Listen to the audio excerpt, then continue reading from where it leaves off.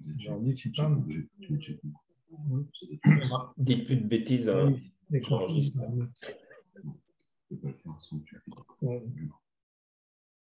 Ouais, tu vas couper au montage. Il y a bougie. On voit la chaîne. C'est la montagne en bas. Ah oui, oui.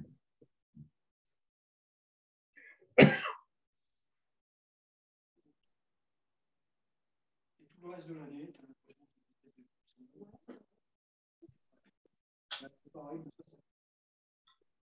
Une pratique question. Ouais. Bah ouais, c'est comme il faut. qui veut avec l'armée. Super. C'est le conseil général. Oui, ils avaient pris du Toshiba, ils avaient fait une commande. Allez, c'est 20h30, je crois qu'on peut commencer. Donc, bienvenue à tous. C'est le PVDM, Parlons Plongée, premier vendredi du mois. Un format, donc c'est un thème, un intervenant, une visioconférence Zoom. C'est 30 à 45 minutes d'intervention. Ensuite, maximum 30 minutes d'échange. Je vous rappelle que pour les échanges, ça se fait, donc vous avez pendant l'intervention, vous pouvez poser des questions, posez-les à travers le chat, donc c'est le forum discussion qui est là. Et après, je me ferai le plaisir de poser des questions à l'intervenant. Donc, nous avons eu, c'est la troisième intervention, on a eu Fred Di Milio le 4 novembre, le 2 décembre, c'était Guy Grosbois sur le thème de l'entraînement physique. Et aujourd'hui, on a la chance d'avoir Olivier Brichet, qui n'est pas du coin, il se présentera, qui va nous parler des épaves. Il a écrit un bouquin, ça va être, je pense, très intéressant. Donc, je vais enlever mon partage. Il va pouvoir démarrer avec son écran. Olivier. Bon. Tac, voilà. Donc, c'est parti. Alors, bonsoir. Donc, je me présente. Je m'appelle Olivier Brichet. Donc, j'ai 59 ans. Je plonge depuis assez longtemps. Bon, je vous en parlerai tout à l'heure au cours du diaporama. Donc, voilà. C'est la première fois que je fais une visioconférence. J'ai déjà fait des conférences, mais sur un ordinateur, je ne suis pas du tout rodé. Donc, j'ai mon voisin là, qui est spécialiste, donc il m'assiste à côté pour le côté technique, en fait. Voilà. Donc, bah, je dis bonjour à tous et puis je vous souhaite une bonne année. Bon, avec des belles plongées, je l'espère pour vous. Hein. Bon, pour l'instant, chez nous, le temps n'est pas terrible. C'est un temps plutôt à regarder des conférences et à rester chez soi ou aller à la piscine. Donc voilà. Alors, je vais vous parler des épaves. En fait, bon, les épaves ont toujours fasciné les hommes. Là, sur l'image, vous voyez l'image, j'espère, Lionel, vous voyez l'image? Oui, oui, on voit très bien l'image. Et tu nous as dit qu'il ne faisait pas très beau chez toi, mais rappelle-nous, tu es de Normandie. Moi, je suis en Bretagne. Bretagne. Je suis à côté de Rennes. Bon, en général, je plonge surtout à Saint-Malo dans l'année. Et puis l'été, je passe un mois à Noirmoutier. Donc voilà. Alors, bon, là, j'ai mis quelques images, en fait. Là, vous avez une cloche du XVIIe siècle. Bon, c'était ces gravures. Bon, je ne sais pas si exactement c'était comme ça. Bon, mais en fait, le principe, c'était de descendre une cloche. Et bon, avec la pression, bon, l'air a été comprimé et bon, les gens pouvaient aspirer à l'intérieur. Là, on a une récupération de cargaison, en fait. Bon, parce que bon, il y avait pas mal de bateaux qui coulaient. Et puis, en fait, souvent, c'était récupéré soit dans les ports ou dans les rades, en fait, pas très loin, parce que bon, il n'y avait pas des moyens de descendre très profond.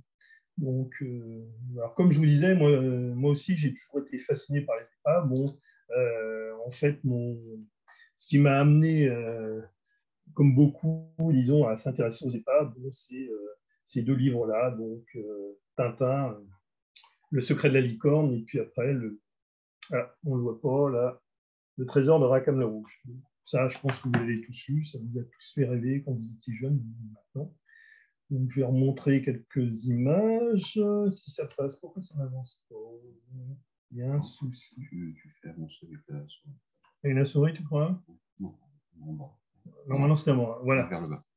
Tu dis celle-là? Ouais. Donc, alors là, encore une récupération de cargaison, au 17e aussi. Alors là, il y a une gravure qui est plus intéressante. En fait, c'est sur l'épave du Royal George. C'était un navire amiral anglais qui était coulé accidentellement en rade de Portsmouth en 1782. Donc, il y a quand même eu 800 morts. Hein. Il y avait beaucoup de gens sur ces bateaux-là. Et Donc là, il y a les plongeurs qui sont en train de récupérer la cargaison, en fait. Voilà, avec des appareils SIEB, c'est ce qu'on appelle les pieds lourds, en fait, les fameux casques avec ils ont des petites fenêtres là, sur le bord, on voit sur la gravure. Ça, bon, là c'est assez réaliste. Bon, le dessin de l'épave, c'est pas très réaliste, mais les plongeurs, ça l'est.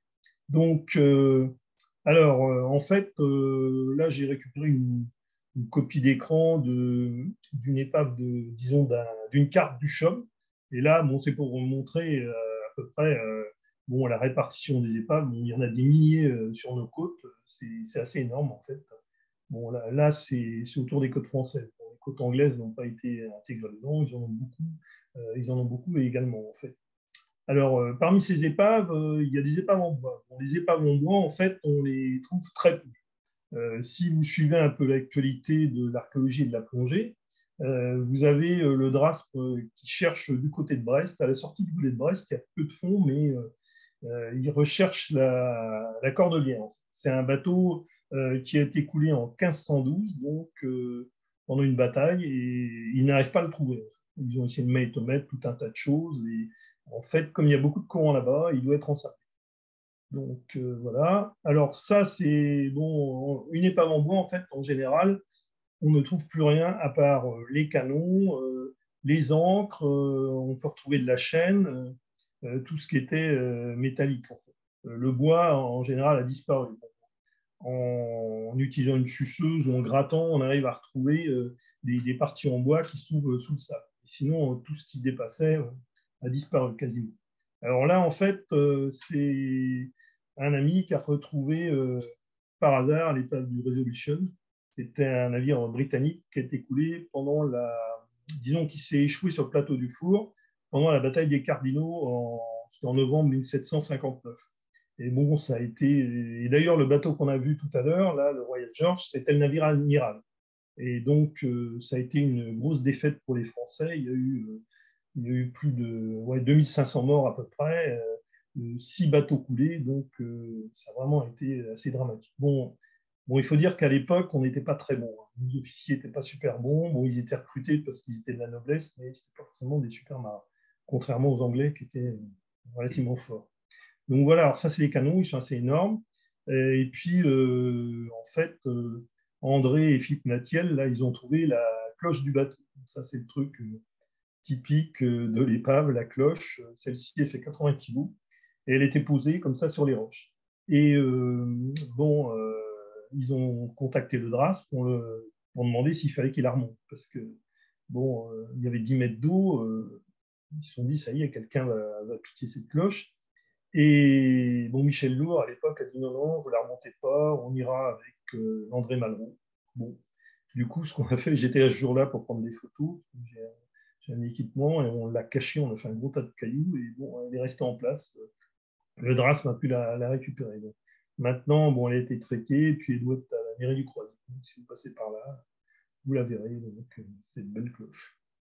Et donc, alors, en fait, si vous voulez en savoir plus sur la bataille des Cardinaux et tous ces bateaux qui ont été coulés, vous avez un livre qui est très bien, c'est le Trésor de Omar Vert. Donc ça, c'est, je vais regarder dire l'auteur, ça n'apparaît pas, c'est de Jean-Michel Herriot. Bon, c'est un bouquin qui est assez vieux, vous pouvez le trouver, je pense, sur Internet. Et c'est une belle histoire de recherche d'épave par quelqu'un qui est amateur au départ. C'est intéressant. Voilà. Alors, donc ça, c'est une autre épave en bois, c'est le Queen of the South. Alors ça, c'est un ami pêcheur qui l'avait trouvé, Dominique Chauvin, qui est décédé en 2007 en plongeant un quart cycleur.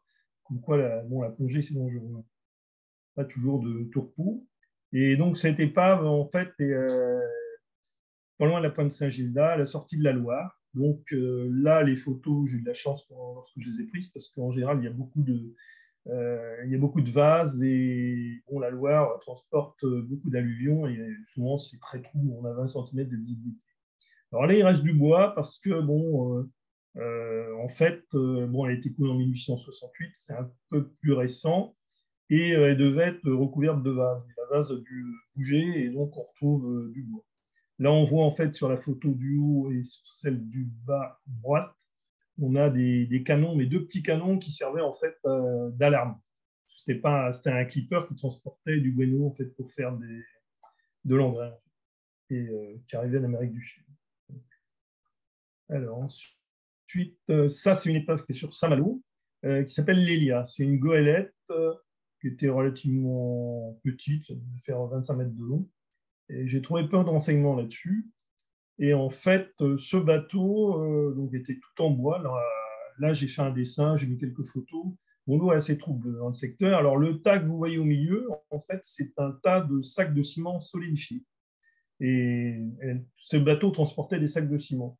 Et donc, quand vous arrivez dessus, vous avez l'impression de voir un tas de cailloux, mais en fait, les cailloux font tous la même taille et ce sont des sacs de ciment.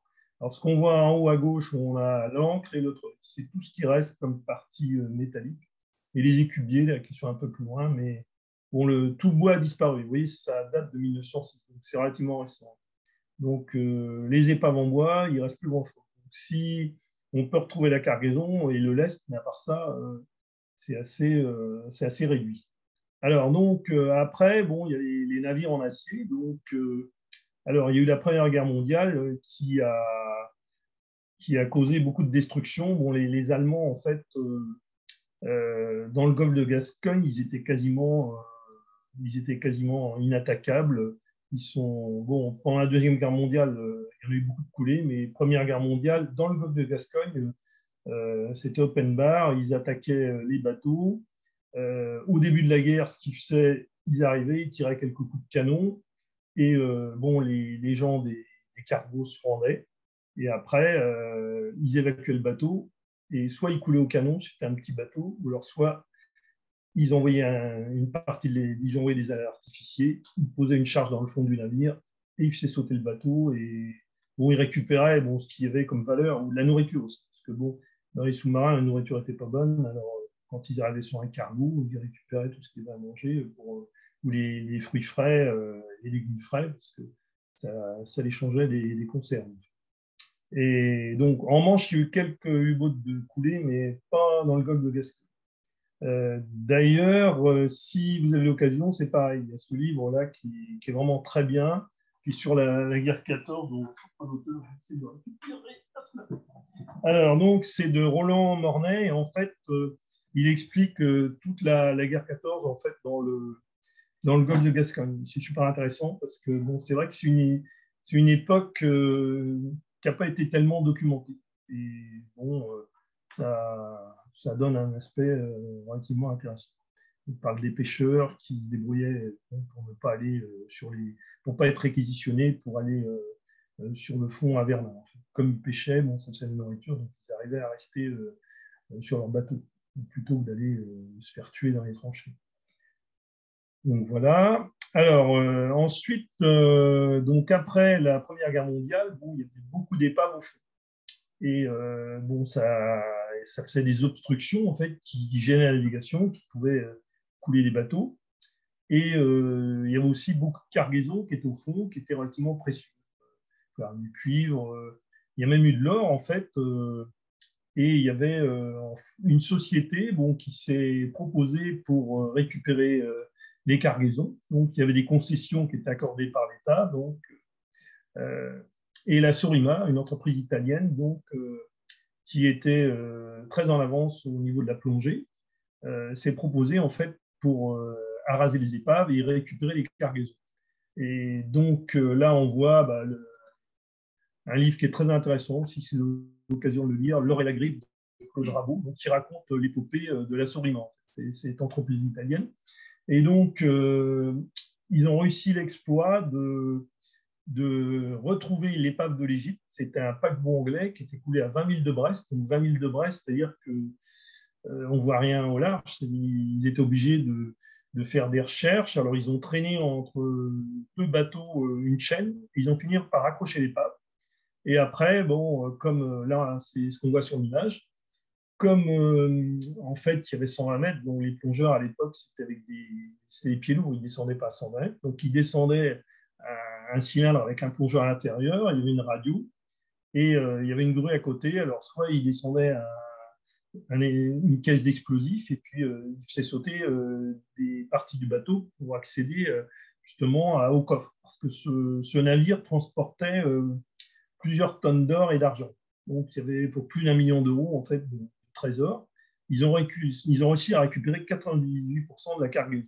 Donc, ce qui a été vraiment un exploit pour l'époque. Parce que sans sondeur, sans seul moyen de positionnement, le sextant, et encore, la position de l'épave n'était pas précise.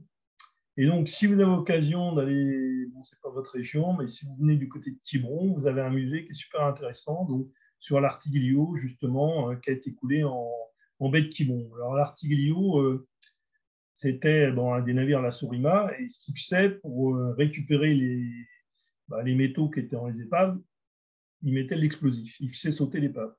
Et là, bon, sur le Florence H, en fait, qui était coulé, ils ont mis de l'explosif, mais malheureusement, ce bateau transportait des munitions. Et donc, l'Artiguillo a coulé, et il y a eu quand même 12 morts.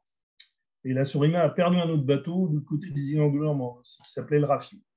Donc voilà, donc, si vous avez l'occasion de lire ce livre, ou alors d'aller à Quiberon, il faut aller visiter ce musée qui est super, en fait. Et c'est des plongeurs amateurs qui ont fait les fouilles.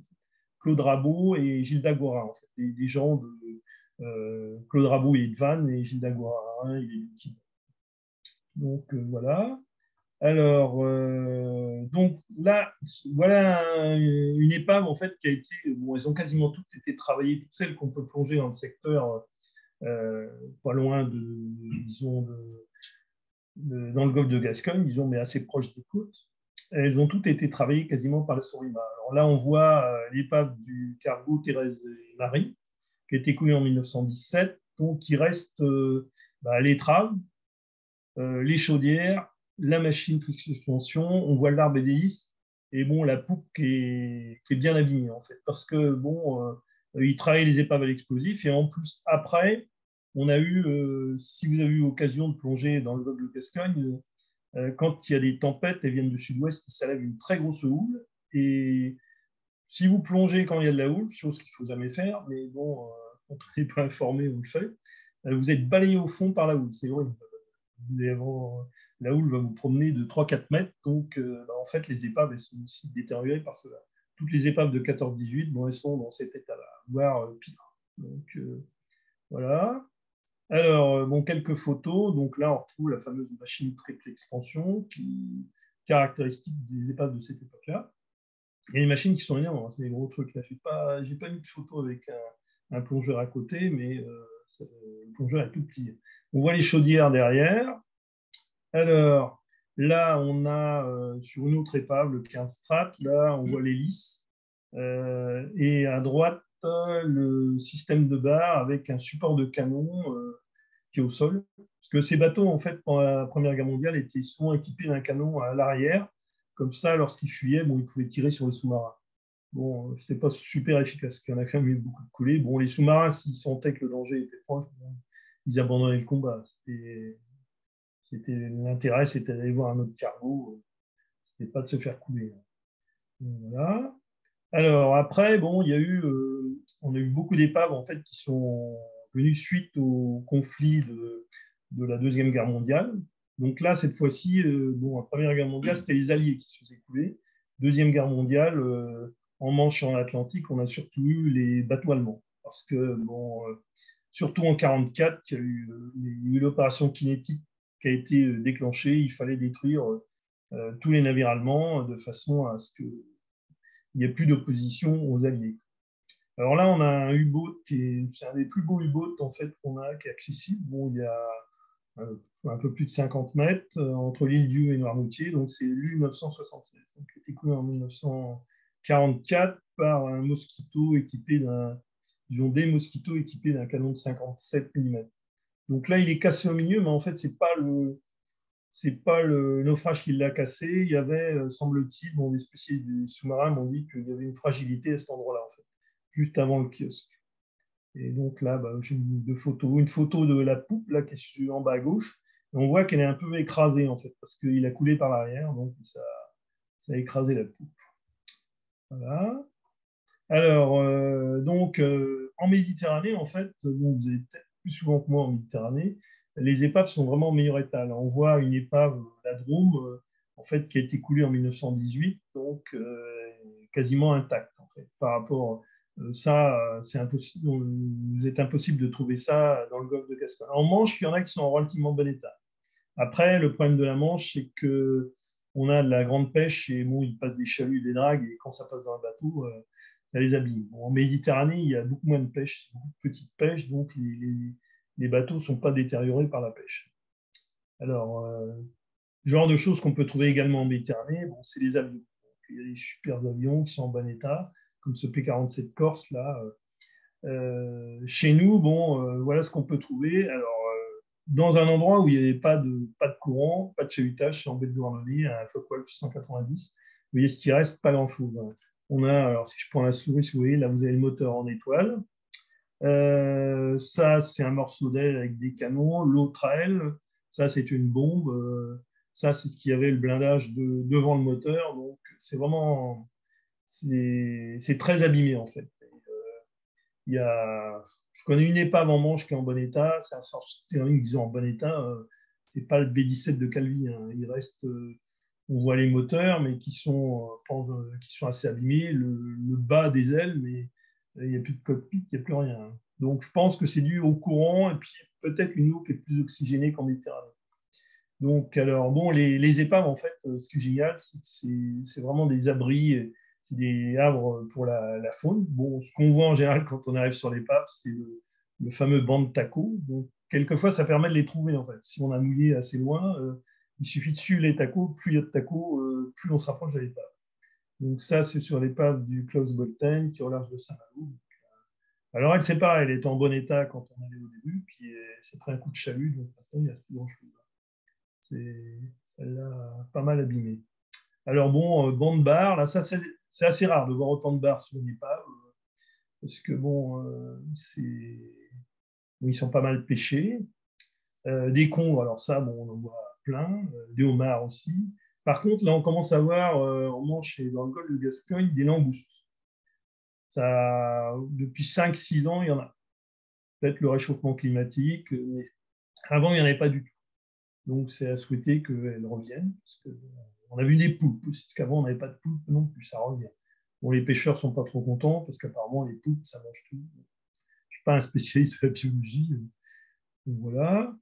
Alors, un petit point juridique. En fait, toutes les épaves, en fait, elles sont considérées comme des biens culturels. Ça veut dire que même modernes, on en discute avec les gens du DRASP, donc maintenant, on a le droit de rien ramasser. Donc, on ne peut rien prélever sur les épaves. Et en plus, si vous trouvez une épave, vous avez l'obligation de la déclarer aux affaires maritimes.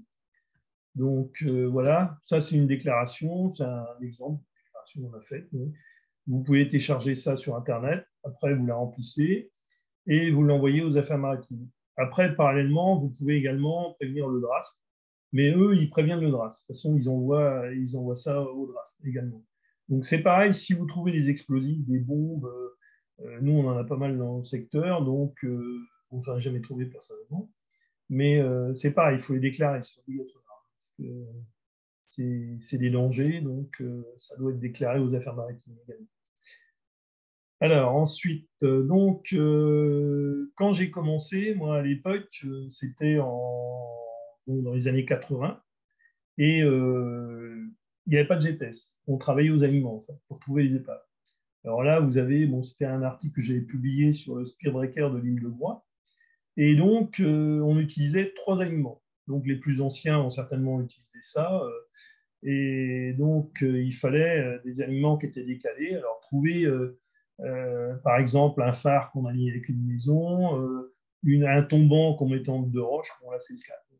C'était relativement précis. Alors, après, le problème, comme à l'époque, bon, il y avait les sondeurs, c'était réservé aux professionnels, il y avait les fameux sondeurs à éclat là, avec une laine rouge là, qui passait, ou alors les sondeurs papier, avec une bande de papier qui défilait, un stylet qui marquait le fond.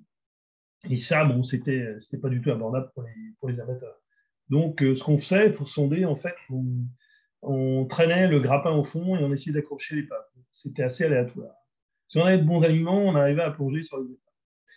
Donc, alors après, dans les années 90, en fait, il y a eu, bon, le GPS est apparu, bon, mais il était relativement cher à l'époque.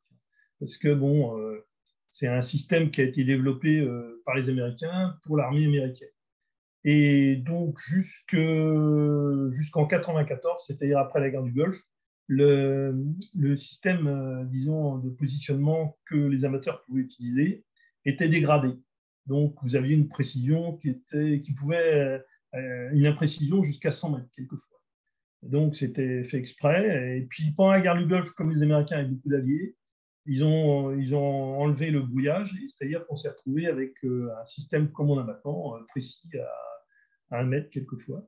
Donc, à partir de cette époque, on a retrouvé des GPS partout dans les voitures et puis des systèmes qui étaient devenus très abordables. Donc, là, ça a rendu la recherche d'épave beaucoup plus facile. Et bon, maintenant, là, il y a un combiné. Bon, pour à peu près 1 000 €, on peut avoir un GPS avec un sondeur intégré, avec quelque chose de vraiment super. Hein.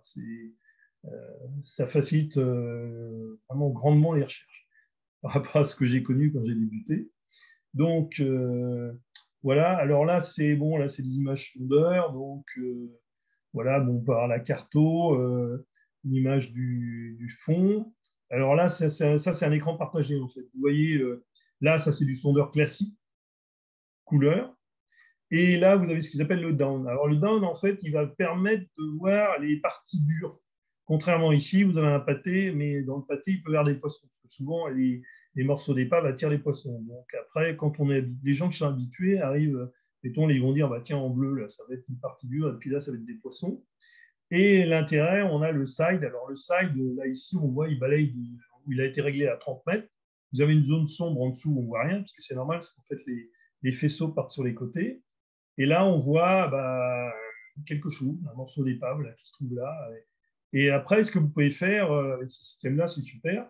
Vous pouvez déplacer votre curseur et vous pouvez marquer un point. Et après, retourner sur le point. C'est vraiment une super évolution. Hein. Quand on a l'habitude de servir de ça, c'est génial. Alors ça, c'est... Ah, tiens, zut, il y a eu un problème. Bon, tant pis. Alors j'avais fait une image du Fetlar, mais au sonar, mais elle n'apparaît plus du tout. Elle a disparu, j'avais fait quelque chose, mais on voit pas. Donc c'était une image sonar. Bon, tant pis. Vous avez le dessin du Fetlar que j'avais fait. Mais j'avais mis à côté l'image. Là, on voit juste l'ombre, en fait. Parce que quand, disons, les sondeurs avec les side imaging, c'est-à-dire balayage à latéral, eh bien, ils recréent une image, ils mettent une ombre. En fait, ça vous permet de voir le volume de l'épave ou du bloc de la roche que vous allez voir. En fait. Donc là, ça marchait hier, ça ne marche pas aujourd'hui. Tant pis. Alors, donc la visibilité, en fait, en Manche ou en Atlantique, elle est très variable. On peut avoir, ça peut être 20 cm jusqu'à 20, voire 30 mètres. Là, vous voyez, vous avez l'épave du bombardier Short Stirling dont je vous ai parlé tout à l'heure. Bon, là, on a plongé. Bon, il y avait 48 mètres de profondeur. C'est du côté de, oui, pas loin de Cherbourg. C'était une nuit noire, en fait. On a fait une plongée de nuit en plein jour. Parce que, bon, il y avait beaucoup de particules. Et là, bon, heureusement qu'il y avait un éclairage, sinon on ne verra pas le moteur. Et là, bon, c'était sur le patrouilleur V210 et au large de Saint-Malo, où il y avait une super visibilité. Mais c'est pas tout le temps. Bon, alors souvent, quand on a des tempêtes, bon, ça va remuer le fond, donc l'eau ne va pas être claire. Et puis on a aussi, nous, le phénomène des marées. En Bretagne, sur la Manche, bon, si vous avez des grandes marées, bon, l'eau va être troublée. En fait. Donc, il faut mieux plonger au petit coef. Alors, donc, nous, on utilise en fait essentiellement, on a deux méthodes de plongée parce que, bon, moi, je ne plonge plus en club, maintenant, on plonge entre amateurs, donc, par rapport à ce que je fais, de la photo et puis des dessins d'épave. Alors là, c'est bon, la plongée sur gueuse, qui est souvent utilisée par les clubs, c'est-à-dire qu'on mouille une gueuse avec un bout relié à une grosse bouée, une bouée relativement importante parce que si elle est trop petite, elle coule. Et donc après, quand vous faites une plongée comme ça, il faut une surveillance surface et avoir quelqu'un qui connaît la plongée, qui vous surveille. Parce que ça peut être risqué. Il y a des gens, quelquefois, qui ne connaissent rien et puis ils ne vont pas vous surveiller. Ça m'est arrivé une fois. Il y avait un gars, en fait, qui fumait sa cigarette, qui était assis dans le bateau. Et puis, il y avait le courant qui l'emmenait. Et puis, finalement, il s'est retrouvé à 1 000, et puis après, il n'a plus vu la bouée, qui était trop petite d'ailleurs ce jour-là. Donc, bien choisir vos personnes qui surveillent, parce que vous pouvez vous retrouver en dérive, en fait. Donc, nous, on utilise peu, parce que, en fait, souvent, on plonge tous, et puis nous, on a le problème en Manche, c'est qu'en Atlantique aussi, on est obligé de plonger aux étals de marée, sinon on a du courant. Alors, ce qu'on fait, on va mouiller sur l'épave. Donc, à côté, si c'est une épave, il n'y a pas le droit de mouiller. Voilà. Alors, donc, après, ce qu'on fait, on a deux méthodes. Soit, si l'eau est claire et si on connaît bien l'épave, si elle n'est pas trop grande, on s'oriente, en fait. On va faire le tour de l'épave et on va revenir au mouillage. Ça, c'est impératif, toujours revenir au mouillage. Et si l'eau n'est pas claire et si on ne connaît pas, on a la méthode du fil d'Ariane. Nous, on utilise beaucoup le fil d'Ariane. De toute façon, même si on descend sur une gueuse, on a toujours notre fil d'Ariane. Et donc, il faut trouver un gros moulinet. C'est-à-dire qu'il ne faut pas prendre un trop petit, quelque chose qu'on va trouver dans les magasins de plongée, avec une drisse relativement solide, parce que bon, il ne faut pas qu'elle coupe, quelquefois il y a des gros efforts, et de couleur fluo pour qu'on la voit bien, et ne pas trop remplir la bobine, parce que bon, souvent, quand on vous vend ce genre de matériel, la bobine est pleine. Alors, c'est bien si vous le laissiez dans votre jardin, dans votre salon, mais quand vous rembobinez sous l'eau, quelquefois, elle se remplit, le fil sort sur le côté, et là, c'est l'horreur, ça brouille. Et au fond, bon, le temps est compté. Donc, voilà. Et donc, nous, on utilise beaucoup ce genre de choses. Alors, le mouillage, en fait, nous, le parachute, parce que s'il reste au fond, même si on le sort de l'épave, souvent, il se raccroche et ce n'est pas du tout évident. Donc, le parachute, on prend des parachutes en toile cirée. Bon, vous mettez un peu d'air, sauf pas le gonfler trop. Ou alors, il faut utiliser le fil d'Ariane. Et vous le dégagez de l'épave, vous laissez remonter un peu avec l'ancre et de la chaîne. Et après, quand vous arrivez sur le bateau, vous n'avez pas d'effort pour le remonter. Il ne se reprend pas au fond. Parce que quand il faut redescendre, c'est pas évident, et surtout s'il y a de la profondeur et que vous avez fait vos pelles. Alors, voilà.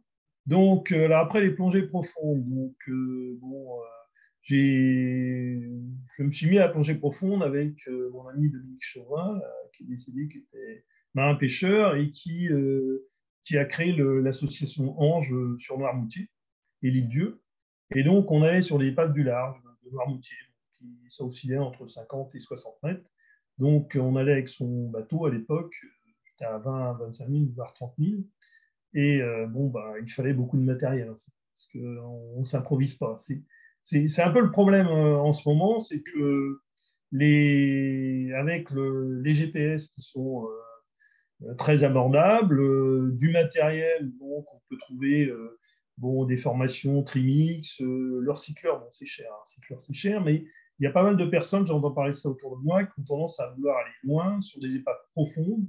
Et c'est quand même, la plongée, c'est quand même un risque. Alors, il faut faire attention, il ne faut pas partir avec peu de matériel, faut de l'air, si on plonge à l'air, il faut du nitrox, de l'oxy, une bonne surveillance, prendre la météo, prévenir aussi les gens quand on part, dire voilà, on va à tel endroit, donc ça, s'il y a un problème, ils pourront envoyer des secours. Donc, ça.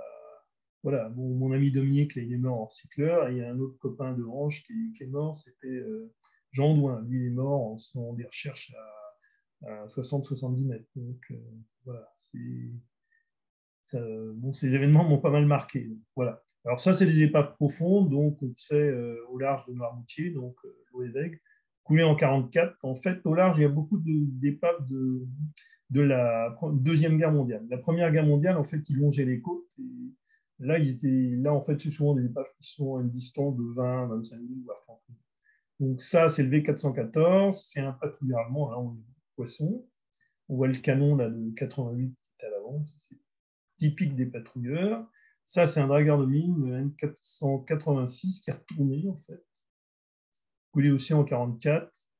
V606, c'est un petit patrouilleur. Bon, on voit le support de canon et le canon et les traves. Bon, lui, il avait été coulé par les bombardiers. Bon, on voit, il y a des filets de pêche, il s'est pris des coups de chalut, et donc il reste quasiment plus grand-chose. Donc voilà, alors mon parcours, en fait, voilà, moi j'ai commencé par la chasse sous-marine à 16 ans. C'est ce qui se faisait beaucoup à l'époque. on passait, alors les gars, ils passaient de la natation ou de la chasse sous-marine à la plongée. Et donc, je suis rentré en fait en 84, je suis rentré au club des municipaux à Rennes. Et, bon, ma première épave, en fait, c'était à l'île de Groix. C'était sur l'épave du Cyrano. Donc là, en bas, on est avec un ami sur le rugby. En fait, on plongeait, on n'avait pas de stab, on avait un 12 litres, un seul détendeur, vous voyez, c'était une réserve. Donc, pas de mano, c'était vraiment la plongée Cousteau à l'époque, avec pas grand-chose. Maintenant, je ne plongerai plus comme ça. Alors, ensuite, en 87, en fait, j'ai eu une révélation. C'est lorsque j'ai lu un numéro spécial du magazine Océan qui s'appelait Portrait d'épave, en fait, qui avait été écrit par Jean-Pierre Joncheret. Bon, vous connaissez sans doute, c'est un archéologue amateur qui a écrit beaucoup sur la Méditerranée, et avec Urs Brunner, en fait, un Suisse-allemand qui était prof de dessin. Ils ont fait ce bouquin avec plein de dessins d'épaves. Et bon, c'était magnifique ce livre, je l'ai usé à force de le regarder. Je n'avais pas souvent en Méditerranée, mais ça me faisait rêver, ça me donnait envie d'y aller. Et donc, ça m'a donné l'idée, comme je dessinais un peu, de dessiner des épaves. Alors, j'ai commencé par le faites-là. Alors, ça, c'est mon premier dessin. Je vous en ai montré un tout à l'heure qui a été fait, qui est plus précis, en fait. Celui-là, c'était le premier. Bon, je l'ai fait en 92. Bon, j'ai essayé de faire comme Luce Brunner avec une ardoise au fond, mais ce n'était pas du tout mon truc. C'était pas du tout pratique. Et puis en plus, nous, le problème, c'est que en Bretagne, l'eau est souvent trouble. On peut pas faire ce qu'on veut au niveau du dessin. Donc, alors après, je me suis dit, bon, il faut faire autrement. Et j'ai fait quelques dessins. Et j'ai contacté un magazine de plongée. Bon, c'est bon, à l'époque, j'ai vu ce fameux numéro spécial. Et le rédacteur Pierre Camus, à l'époque, c'était un gars qui dessinait pas mal. Et donc, ça a tout de suite intéressé mes dessins. Et bon, il y a eu quelques articles. Et puis, en 98, il m'a dit, ben, tiens, ce serait pas mal, on devrait faire une série de fiches épaves. Lui, il se chargeait des dessins en Méditerranée. J'en sais quelques-uns parce que j'ai illustré des livres de Jean-Pierre Joncheret. Et donc, alors après, il fallait produire tous les 2 mois une fiche. Donc, il fallait que j'arrive à dessiner des épaves. Donc, et essayer de faire des trucs précis que les gens ne me disent pas, oui, bah, tes dessins, ils sont pas bons. Alors, donc, après, j'ai investi. Alors, le premier appareil que j'ai acheté, c'était un moteur Marine 35. Alors, bon, de l'argentique, donc avec 36 poses. Et puis, bon, là, l'objectif, c'était pas terrible. C'était un 35 mm, c'est un cul de bouteille. Quand on voit les photos que vous prenez avec vos téléphones, à côté, c'était nul. Et bon, bah, j'arrivais à faire quelques photos, mais c'était pas très. Puis alors, 36 poses, c'était vite arrivé. Et bon, ça coûtait relativement cher avec le développement. Alors après, bon, je suis passé à un caisson étanche avec un réflexe et un 24 mm. Donc là, déjà, on avait une meilleure définition. Mais il y avait toujours ce problème des fameuses 36 poses. Donc, on ne peut pas changer de pellicule au fond.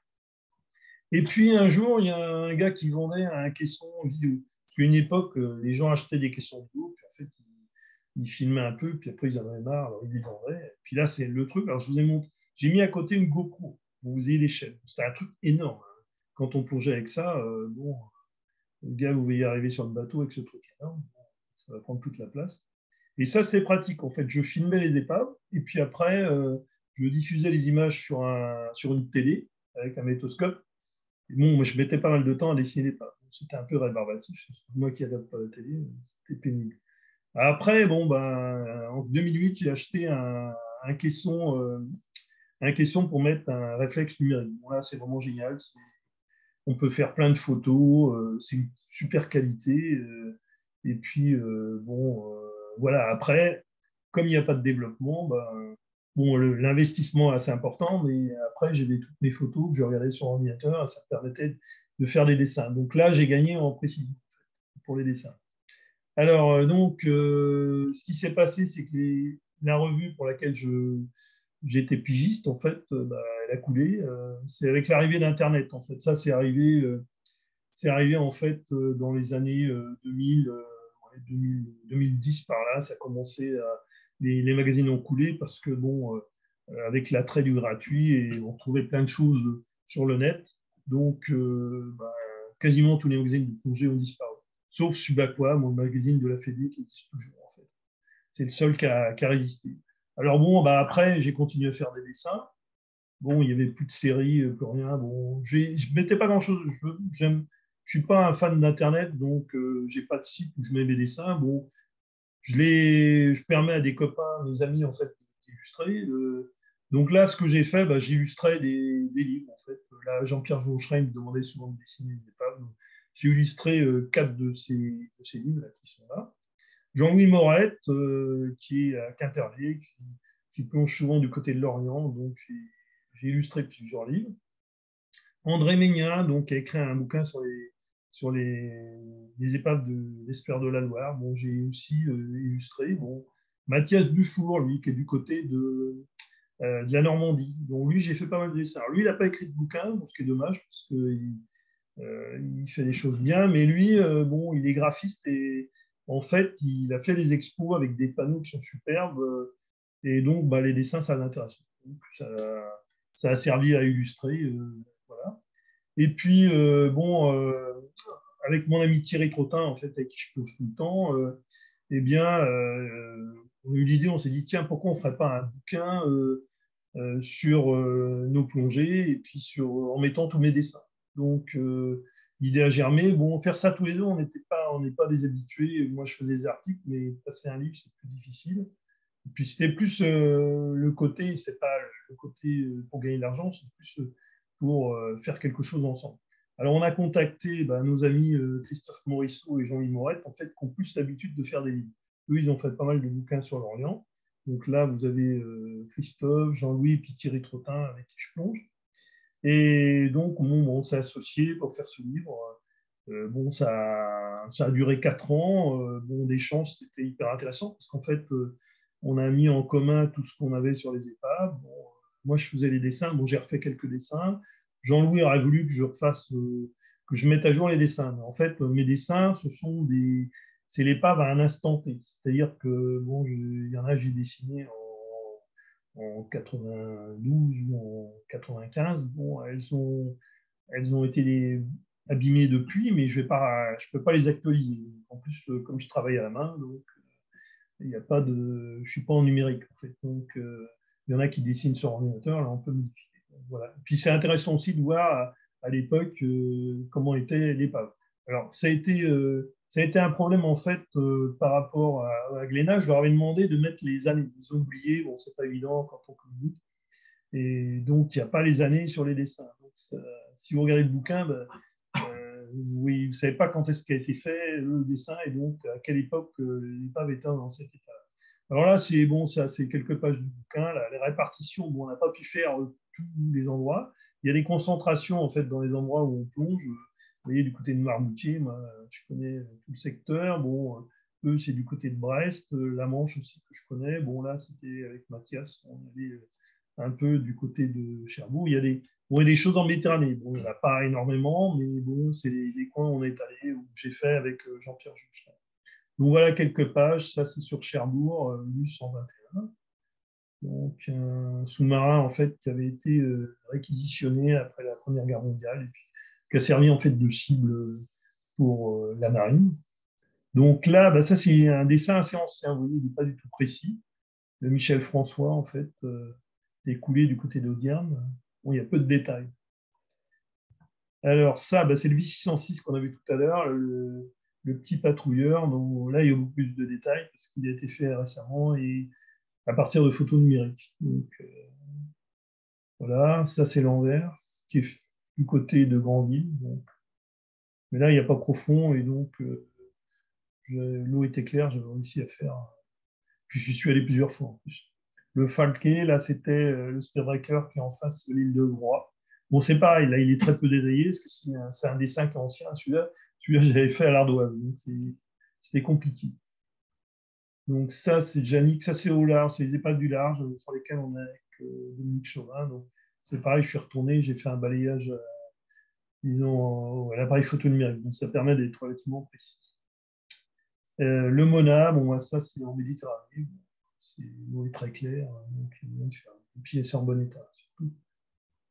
Donc voilà, Juncker 88, ça s'était fait par Jean Chal, pas plongé dessus celui-là. il est assez profond.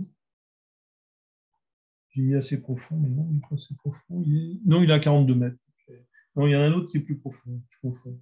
L'hirondelle, alors la Clément, c'est pareil, ça j'avais fait pour Océan, bon, en collaboration avec un plongeur du lac Clément, mais je n'avais pas plongé dessus. J'avais travaillé à partir de ces renseignements.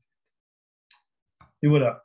Donc, ça y est, j'ai fini. Bah, c'était super. Merci Olivier. J'ai 2, 3 questions. Donc, en tout cas, merci. Hein, c'était super intéressant. Impressionné par les dessins aussi.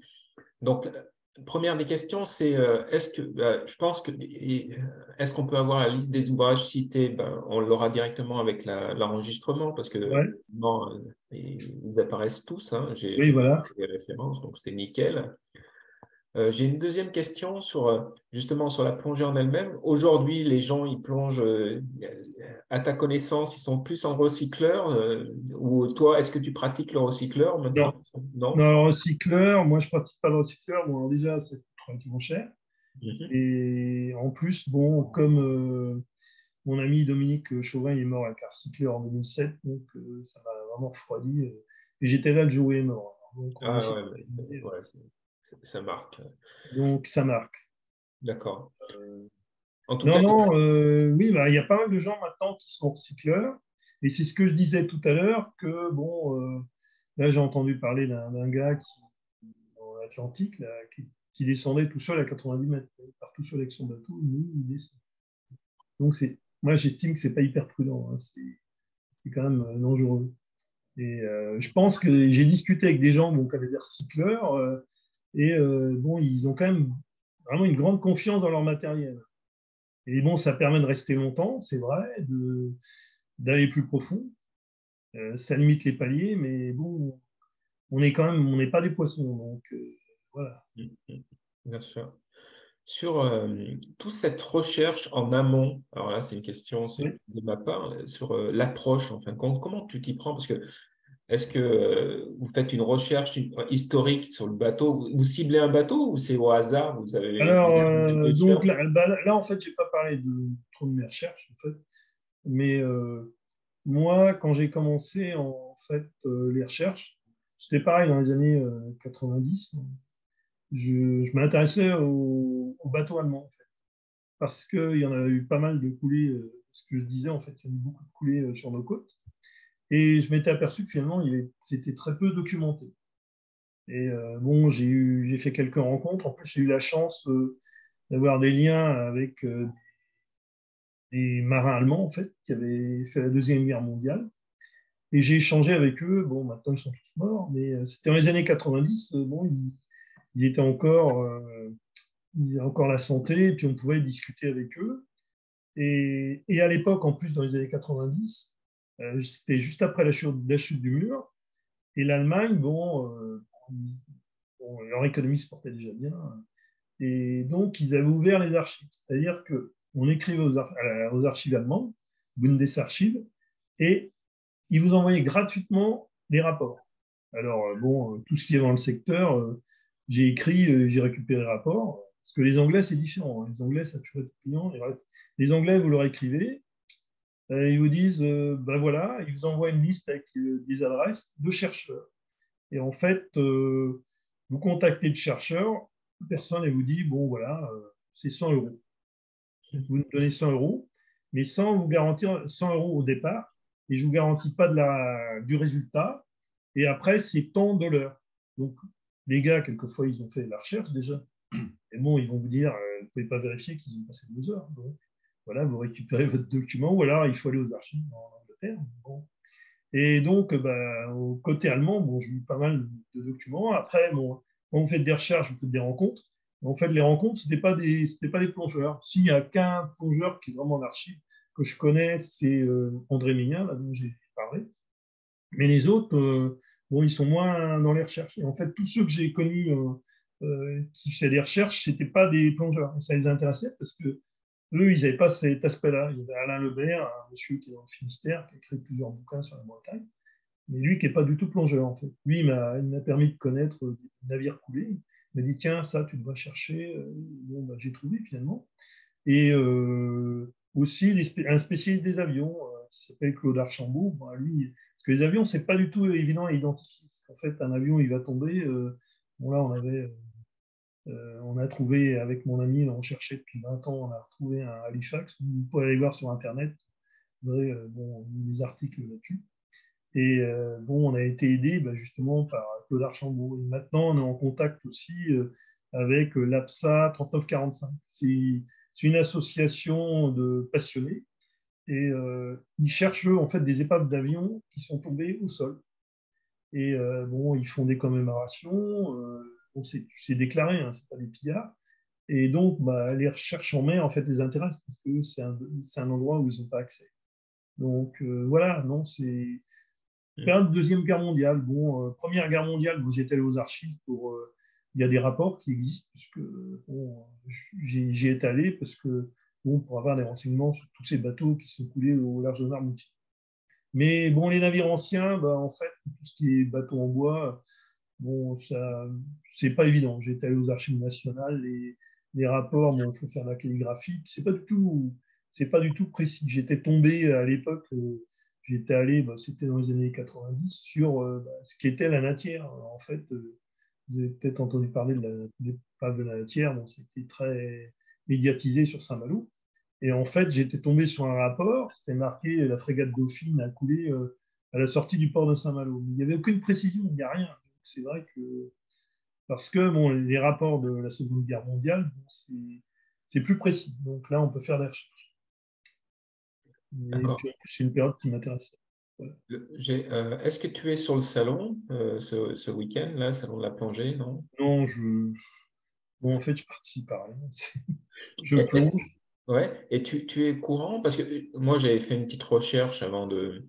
C'est vrai que j'ai en tête tous ces bouquins que j'ai achetés également de Jean-Pierre Jonstret, les épaves de Méditerranée, les épaves du monde et compagnie, là, qu'on retrouve, c'est ta slide, là, Ouais. ta diapo, Ouais. qui est remarquable. Et après, j'ai regardé, c'est vrai que dans des bouquins, à part le tien, du moins celle du tien et de tes copains là, que vous avez fait récemment en 2019, hein, il est sorti en 2019 ou 2018, je ne sais plus, et en tout cas, c'est le plus récent qu'on peut trouver.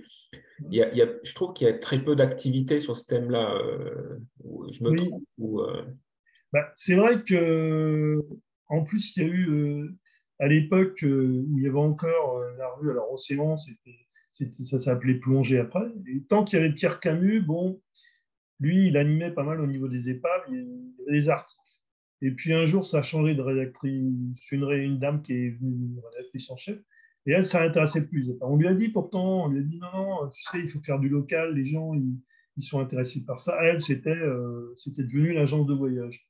Donc, il n'y avait que des trucs sur des voyages dans les pays chauds et compagnie. Et puis, les épaves, ça n'apparaissait plus. Donc, bon, après, on a essayé de lui dire, mais bon, ça n'a pas intéressé. Et il y avait Octopus aussi, Octopus qui faisait des articles, mais on ne sait pas, le magazine a coulé aussi. Donc, il n'y a plus grand-chose, en fait. Ouais, c'est vrai, ouais, c'est vrai. Bon, écoute, c'est toutes les questions que j'avais. Là, on précise salon demain matin. Donc, pour ceux qui le savent et ceux qui y vont, je vous souhaite un bon salon. Je te remercie, Olivier, encore une fois. Donc, je renverrai à tous ceux qui ont participé le lien accessible sur le site où vous aurez la vidéo. J'envoie aussi systématiquement une petite enquête pour savoir s'il y avait d'autres thèmes que vous auriez voulu avoir, comment ça s'était passé la visio et compagnie. Faites-nous un feedback, ça nous permet de nous améliorer chaque fois. Et puis, le prochain PVDM, je vous rappelle, donc ça sera le 3 février et ça sera notre président de la CTN, donc Grégory Poirier. Et le thème, entre autres, ça sera sur le rajeunissement de la plongée. D'accord? Donc, on essaye de pousser à avoir de plus en plus de jeunes parce qu'on est plutôt des seniors. Oui, c'est vrai. C'est important de renouveler l'activité et il va nous en parler. Donc, venez nombreux. Voilà. Merci Olivier, merci beaucoup et merci. Bonne soirée à tous. Bonne soirée. Merci. Lionel, Lionel, oui, c'est Guy. Merci. Lionel. Oui, Guy. Olivier, tu m'entends? Oui. Oui, voilà, c'est Guy Grosbois, la présidente de la CTL 69. Si tu veux aller sur les rondelles, j'ai un plan. Si on est, ah bon, bah, ça peut m'intéresser. Bon. Voilà. Bah, là, après en fait, là, pour l'instant, je me limite dans les plongées profondes parce que. Oui, non, mais il n'y a pas le lac. J'ai mon ami Thierry là, qui a fait un accident de décompression c'était en 2021 et il a failli rester paralysé. C'était un immérité. Ouais. Alors, c'est vrai que l'hirondelle, c'est une plongée engagée. Hein. Il n'y a pas souvent beaucoup de visibilité. Ouais. C'est sur un tombant beaucoup plus bas. C'est souvent froid, comme c'est au lac Léman. Mais ça vaut le coup. Hein. Il y a de la oui, mais je sais. Oui, j'ai travaillé sur le dessin. C'est vrai que les images m'ont donné envie d'y aller. Mais... Voilà. Ouais. Bah, avec grand plaisir. Quand tu oui, ça pourrait m'intéresser. Si j'allais par là-bas, oui. Merci à toi. J'ai jamais plongé en lac. Bah, merci. Ouais, c'était top. Merci, ouais. Merci, Olivier.